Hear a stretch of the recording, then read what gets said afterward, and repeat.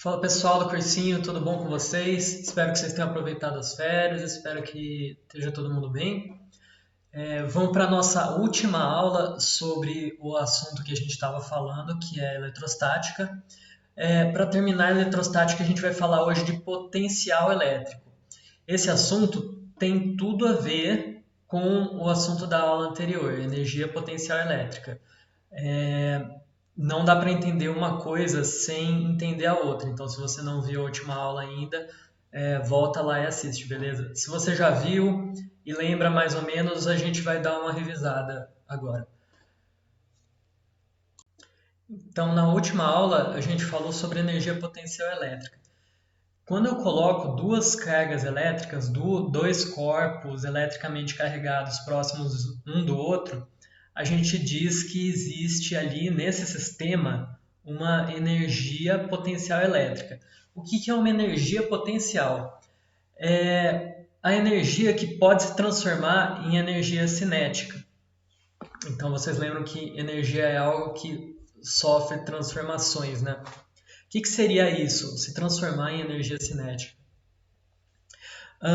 Essas duas cargas que eu coloquei próximas uma da outra, se eu não estiver segurando elas, se não tiver nada impedindo, elas vão se afastar, certo? Pela força. Aqui, no exemplo, a gente tem duas cargas positivas, né? Elas vão se afastar pela força de repulsão que existe entre elas. Se for uma carga positiva e uma negativa, elas se atraem em vez disso, né? Mas vamos trabalhar com esse exemplo que elas estão se repelindo. Uma se afasta da outra e aqui no nosso desenho a gente tem que a partícula que se afastou, ela desenvolveu uma velocidade, né? Essa velocidade é energia cinética. A gente viu na última aula a fórmula de como é calculada essa energia potencial elétrica de um sistema com duas partículas e também de um sistema com mais de duas partículas, né, com três. Agora, a gente imagina uma situação que, em vez de ter um sistema com duas ou mais partículas, a gente vai ter inicialmente uma partícula só carregada, tá? Ela está representada aqui na figura do canto por essa bolinha vermelha, grandona. Então, a gente tem um sistema com uma partícula só, e a gente sabe que se colocar outra partícula carregada aí, vai surgir uma energia potencial elétrica. Vocês concordam comigo? A pergunta é, qual vai ser o valor da energia potencial elétrica se eu colocar uma carguinha, vamos chamar ela de carga de prova, em um ponto qualquer?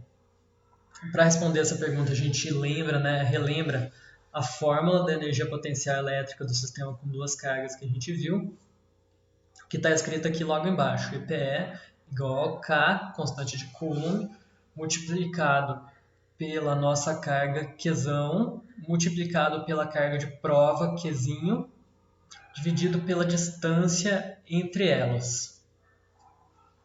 Se a gente for analisar, então, essa energia potencial elétrica vai depender só de duas coisas. Primeiro, qual é o valor da carga de prova que a gente vai colocar lá? Qual é a carga? E a segunda coisa, onde? Qual é o ponto onde a gente vai colocar essa carga? A partir disso, pessoal, a gente define então uma grandeza física chamada potencial elétrico, que a gente vai representar com a letra V. O que é o potencial elétrico? Primeiro, ele está associado com um ponto, tá? E o potencial elétrico de um ponto é a energia potencial elétrica que surgiria, que seria acrescentada no sistema se eu colocasse uma carga ali, uma carga aqui. Só que dividido pelo valor da carga, certo? Então, a fórmula que define o potencial elétrico é isso aqui. Então, V, potencial elétrico, igual a energia potencial elétrica dividido pela minha carguinha, tá bom? O potencial elétrico é medido em volts e 1 volt equivale a 1 joule dividido por 1 coulomb. Outra maneira de dizer isso que eu acabei de explicar é assim, a energia potencial elétrica que surge nesse sistema, quando eu coloco uma carga Q em um ponto dele, é igual a essa carga Q multiplicado pelo potencial elétrico desse ponto onde foi colocada a carga. Então a gente tem uma fórmula para determinar o potencial elétrico gerado por uma partícula em um determinado ponto. Da mesma forma que a gente tinha uma fórmula para o campo elétrico gerado por uma partícula. Então vai ser bem parecido.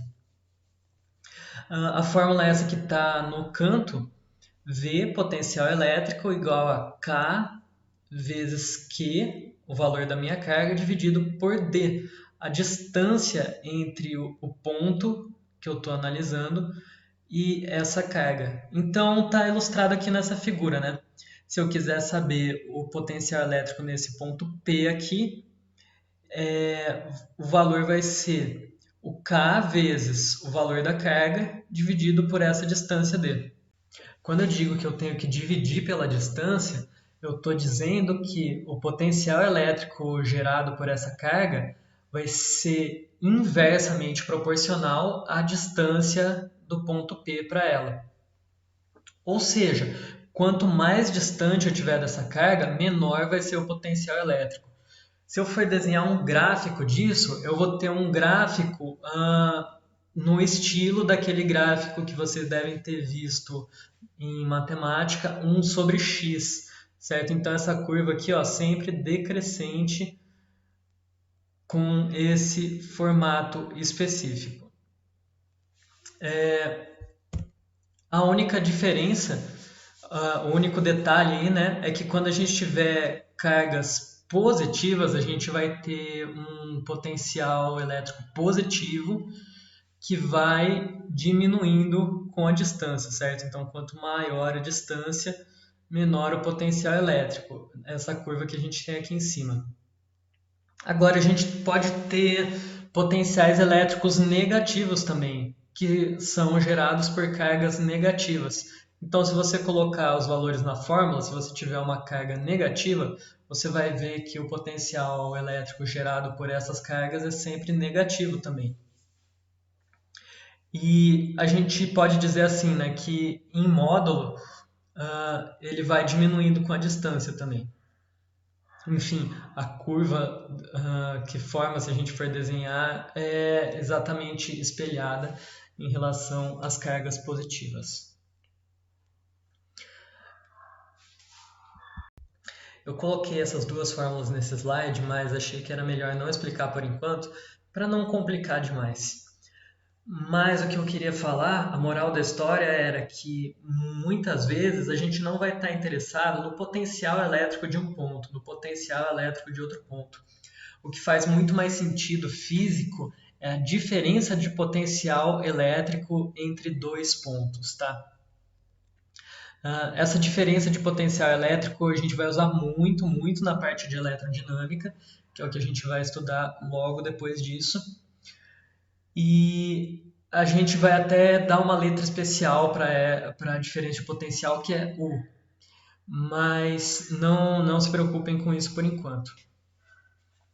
Essa situação é semelhante com o que eu falei na última aula sobre a energia potencial elétrica. Não sei se vocês lembram, mas também muitas vezes não faz sentido a gente ficar discutindo qual é a energia potencial elétrica do sistema tal. A variação da energia potencial elétrica tem muito mais sentido físico. Agora, é pergunta de vestibular, é um fato. Às vezes vai ter uma pergunta dizendo qual que é a energia potencial elétrica do sistema tal. Você tem que saber responder. Então, por isso que a gente tem todas essas aulas. Mas tem muito mais sentido físico a gente perguntar qual é o trabalho realizado, né? Qual é a variação da energia potencial elétrica. Então, é uma coisa que, assim, no dia a dia, né, fora da aula de física, a gente vê muito mais. Mas é importante aprender os conceitos, né, ter a base. Porque se você não souber o que é energia potencial elétrica, você não vai entender trabalho. Se você não souber o que é potencial elétrico, não dá para falar em diferença de potencial. Vamos resolver um problema simples usando essa fórmula, então. Aqui a gente tem uma carga elétrica positiva com valor de 1 microcoulomb. Em primeiro lugar, o que é 1 microcoulomb? Vocês já viram prefixos que a gente pode usar nas unidades? A nossa unidade de carga elétrica é o coulomb. Mas se a gente for falar de valores muito menores do que 1 coulomb ou muito maiores do que 1 coulomb, a gente pode usar outras unidades derivadas do coulomb. Da mesma maneira que a gente usa metros para medir distância, mas pode usar também milímetros, por exemplo, para distâncias pequenas, né, medidas pequenas, ou quilômetros para coisas grandes, a gente pode fazer o mesmo com todas as unidades de medida do sistema internacional. Para isso a gente usa esses prefixos, certo? Os prefixos mais comuns que a gente usa vão ser o milli, que é um M minúsculo, então milicoulomb seria 1 milésimo de coulomb, certo? 1 milésimo, vou escrever aqui. Ou 0,001 coulomb, ou 10 elevado a menos 3 coulomb. A gente tem o micro. O micro é o quê? É 1 milionésimo de coulomb, certo? Então esse prefixo micro, que é essa letra grega mi, que parece um Y, mas não é 1 milionésimo de coulomb. 1 milionésimo que seria 1 dividido por 1 milhão, ou 0,0000001, se eu contei direito o número de zeros. Ou eu posso escrever em notação científica, que é muito mais fácil, 10 elevado a menos 6. Tranquilo? Então a gente tem o milli, tem o micro, tem o nanocoulomb, que equivale a 10 a menos 9. Então seria 1 bilionésimo, 1 milésimo de milésimo de milésimo. Ao mesmo tempo que a gente tem prefixos para coisas muito pequenas, né, para números muito pequenos, a gente tem prefixos para coisas muito grandes. A gente tem quilo, certo? Vocês já conhecem. De quilômetro, de quilograma são 1000 gramas, quilômetros são 1000 metros. Então, quilo é 10 a 3, ou 1000, certo? A gente tem o mega, que é 10 elevado a 6. E a gente tem o giga, 10 elevado a 9. Então, vocês estão aprendendo aqui os prefixos. Não esquece disso porque a gente vai usar muito ainda, tá? Então, unidades que a gente usa unidades que a gente usa com esses prefixos normalmente. Kilowatt, megawatt, gigawatt, certo? Vocês vão ver o que é isso. A gente fala em gigawatts quando fala, por exemplo, a capacidade de geração de energia de uma usina hidrelétrica muito grande. A gente mede em gigawatts, números muito grandes. O mega, a mesma coisa, a gente pode usar com watts, né, quando fala o consumo de energia elétrica de uma cidade. Enfim, esses são os prefixos. Voltando agora, fecha parênteses, voltando para a nossa questão. A gente tem uma carga de 1 microcoulomb. A questão é, calcule o potencial elétrico nos pontos P1 e P2, sendo que P1 está a 5 metros dessa carga e P2 está a 10 metros dessa carga. Vamos calcular então, usando qual fórmula? Aquela que a gente já viu. Então, potencial elétrico, V, é igual a K, constante de Coulomb, vezes Q, dividido pela distância. Vamos só substituir tudo? Começando pelo ponto 1, né? Então, vamos substituir o D aqui pela distância da nossa carga para o ponto 1. K vale quanto? Vou anotar aqui. 9 vezes 10 a nona.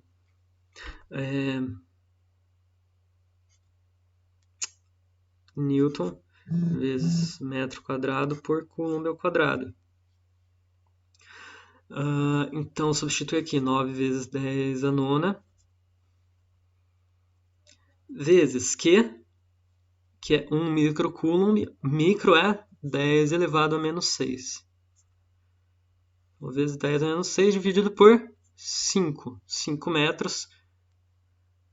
Vai dar quanto isso aqui? Como eu falei para vocês, conta com notação científica, eu gosto e facilita muito para vocês resolver separado o que está em potência de 10 e o que não é potência de 10.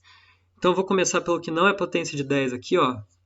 A gente tem um 9 e um dividido por 5. Então, 9 quintos. Opa, desculpa, 1 vezes. 9 quintos vezes 10 a 9 vezes 10 elevado a menos 6. 9 quintos, se eu quiser escrever em decimal, eu não preciso, tá? Mas vamos dizer, é costume a gente fazer isso. 9 quintos, se eu fizer a divisão no papel, vai dar 1,8. Vezes 10 a nona vezes 10 a menos 6. Lembra como faz isso? Multiplicação com notação científica, com potências, né? Quando a gente vai multiplicar potências com a mesma base, no caso aqui base 10, a gente só soma os expoentes. Então, 9 menos 6 vai dar 3. Então, eu escrevo aqui 10 elevado ao cubo. 10 a 3. Certo? Então, essa é a minha resposta. Potencial elétrico igual a 1,8 vezes 10 a 3 volts. Ou eu poderia ainda escrever 1.800 volts. Ou ainda só para exercitar o que a gente acabou de aprender dos prefixos, né? Poderia escrever 1,8 kV. Primeira parte do meu exercício resolvida, então. Se eu quiser saber o potencial elétrico no ponto P2, agora eu acho que você consegue fazer sozinho em casa, né? Vou dar uns minutinhos aí, você pode apertar o pause então e tentar resolver o exercício. Qual vai ser o resultado? Eu nem vou fazer nem vou refazer a conta aqui. Eu sei que vai dar 0,9 vezes 10 ao cubo volts, que na verdade ficaria mais bonito escrito em notação científica como 9 vezes 10 ao quadrado, que também é igual a 900 volts, tá bom?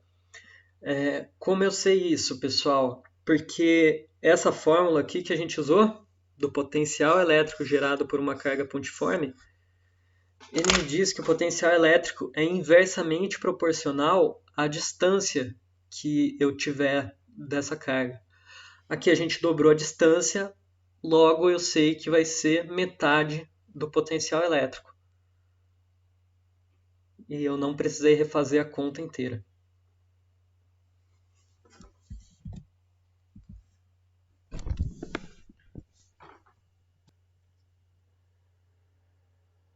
Exercício resolvido. Então, potencial elétrico em um ponto quando eu tenho várias partículas. A regra vai ser a mesma que a gente usou para praticamente tudo até agora, né? Você calcula separadamente o potencial elétrico criado por cada uma daquelas cargas, daquelas partículas, e depois soma tudo. Soma como? Normal. O normal o que, né? Não é soma vetorial, soma de escalares. Então, o famoso mais, certo? Aquela soma tranquilinha. Por quê? Porque potencial elétrico é uma grandeza escalar, não é vetorial. Não tem direção e sentido. Representação do potencial elétrico. Opa, meu vídeo ficou aqui em cima. Desculpa. Então, representação do potencial elétrico. Que nem o campo elétrico, né, a gente vai ter uma dificuldade aí para para representar no espaço o potencial elétrico, né? Pode ser uma coisa tridimensional, se a gente considerar nosso espaço em 3 dimensões. Como que desenha um negócio tridimensional, né? Como que representa? Então, uma solução que a gente tem é isso aqui que a gente chama de linhas equipotenciais. Nessa figura está ilustrado como seriam as linhas equipotenciais do campo elétrico gerado por uma carga pontiforme. O que significam essas linhas equipotenciais? Né? São as linhas representadas em tracejado aqui, em preto tracejado. Significa que ao longo dessa linha, todos os pontos ao longo dessa linha têm o mesmo potencial elétrico, certo? Então, se o potencial elétrico nessa linha aqui, ó, for 5, se o potencial elétrico nesse ponto for 5 volts, em toda essa linha, em todos os pontos que estão sobre essa linha, o potencial elétrico também é 5 volts. Se nessa linha, nesse ponto for 10 volts, todos os pontos que estão sobre essa linha são 10 volts. Certo? Ou seja, aqui, né, vocês conseguem ver ilustrado a formulinha que a gente viu, de certa forma, a fórmula do potencial elétrico gerado por carga pontiforme. Essas linhas estão descrevendo círculos, né? E a nossa carga está no centro do círculo. Os círculos são figuras que representam pontos equidistantes de um centro, não é? Aula de geometria, maluquice de matemática, né? Pontos equidistantes do centro. Quer dizer, a distância de todos os pontos nessa linha para o centro, distância entre o centro e qualquer ponto nessa linha é a mesma. Por isso, exatamente por isso, que o campo elétrico, que o potencial elétrico é o mesmo em todos os pontos dessa linha, porque o potencial elétrico vai depender da distância da carga quando for gerado por uma carga pontiforme. Nem sempre gerado por uma carga pontiforme. Mas a gente estuda os casos mais simples aqui na física do ensino médio. Coisa complicada fica para os físicos, certo? Vamos lá então. Agora a gente sabe que todos os pontos, o potencial elétrico é igual ao longo desse círculo, é igual ao longo desse círculo, certo? Então qualquer ponto nesse círculo tem o mesmo potencial elétrico. Mas qual que tem o maior potencial elétrico? O círculo de dentro ou o círculo de fora? Um segundinho para vocês pensarem. O círculo de dentro tem o maior potencial elétrico, né? Porque aqui eu tenho representado uma carga positiva. Cargas positivas geram potenciais elétricos positivos, né? E quanto mais próximo, maior o potencial elétrico. Então, quanto mais distante, menor o potencial elétrico. Logo, a gente vai ter que as linhas de força aqui representam o sentido em que o potencial elétrico está diminuindo, tá? Então, de dentro para fora, o potencial elétrico está diminuindo aqui. Se a gente tivesse uma carga negativa, as linhas de força estariam apontando para dentro, né? Então, o potencial elétrico estaria diminuindo de fora para dentro, o contrário. Só para terminar a aula, a relação entre potencial elétrico e campo elétrico. Existe uma relação entre eles que é bastante complicada até, então não vou entrar em detalhes, mas eu vou explicar uma coisa que vocês têm que saber, certo? Que é basicamente uma fórmula. Então, eu não falei para vocês na aula de hoje, porque isso é assunto da mecânica, vamos dizer assim. Mas trabalho, lembra que a gente falou de trabalho no começo da aula? Trabalho é igual a força vezes deslocamento. Vamos dizer, a definição que a mecânica usa, certo?